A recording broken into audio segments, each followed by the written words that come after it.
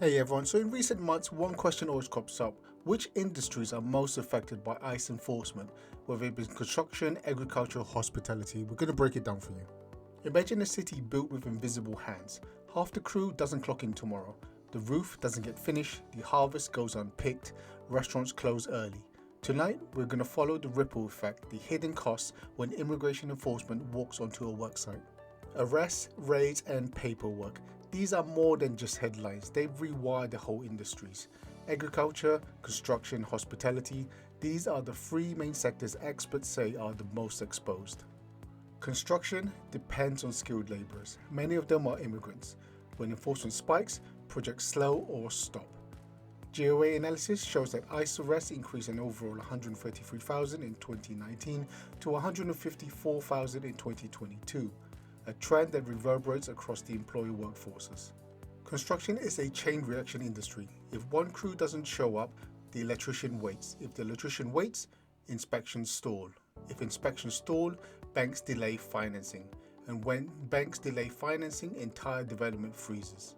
In some regions, immigrant workers make up a substantial portion of the construction labor force, particularly in roofing, drywall, framing, and concrete work.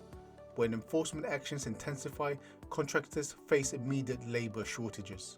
Replacing skilled labor isn't like replacing office staff. These are trades learned over years. Experience can't be fast-tracked. Projects fall behind schedule. Developers absorb penalties and house prices creep upwards. And in cities already struggling with housing shortages, the ripple grows. Don't forget there's also a family perspective of this as well. Behind every detained worker is a household budget built around predictable hours. Rent, utilities, school supplies, groceries. One missed paycheck becomes two becomes eviction notices. Enforcement doesn't just reshape industries, it reshapes childhoods. For the effects on agriculture, it all runs on timing. Strawberries don't wait, lettuce doesn't negotiate, and apples won't pause for policy. When labour supply contracts suddenly, growers report crops left unharvested.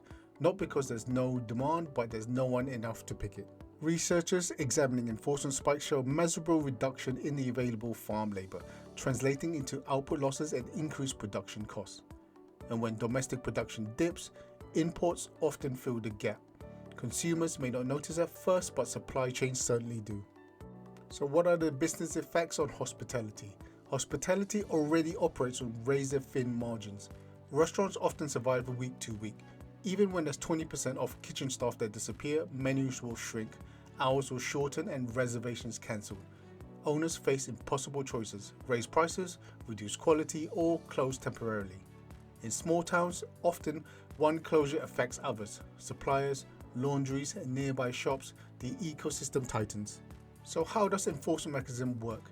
Worksite enforcement often begins with audits, paperwork reviews, 1 to 9 inspections, compliance checks. Employees who fail to verify work authorization may face civil fines or, in some cases, criminal charges. These audits can span months, and uncertainty alone can disrupt staffing and hiring plans. Some companies respond to increasing automation. Others rely more heavily on visa programs. But in industries built around manual precision, not every job can be mechanized. So what is the broader economic context of this? Immigrant labor intersects the supply chain in complex ways. Construction connects to housing affordability, agriculture connects to grocery prices, hospitality connects to tourism and a local tax revenue.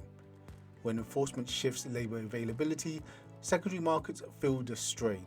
It's not just simply a question of employment, it's a question of economic elasticity and how quickly can the markets adapt. So supporters will argue that enforcement protects illegal labor markets and upholds immigration law. Critics argue that any kind of a sudden labor removal destabilizes industries that have grown structurally dependent on the immigration work. The debate is political, but the consequences are practical. In construction zones, fields, and kitchens across America, work continues, but beneath the surface, businesses adjust quietly. Some raise wages to attract domestic workers, some invest in robotics, and some shut down completely. And in some communities, they live in uncertainty, waiting to see who doesn't show up tomorrow. Immigration enforcement is not just about a particular lever, but it's also an economic force. Understanding it requires more than just headlines. It requires looking at workers who build, harvest, and serve and asking, What happens when they're no longer here? Thank you for listening. If you found this video interesting, don't forget to subscribe and like the video, and watch out for more content just like this. Thanks for listening.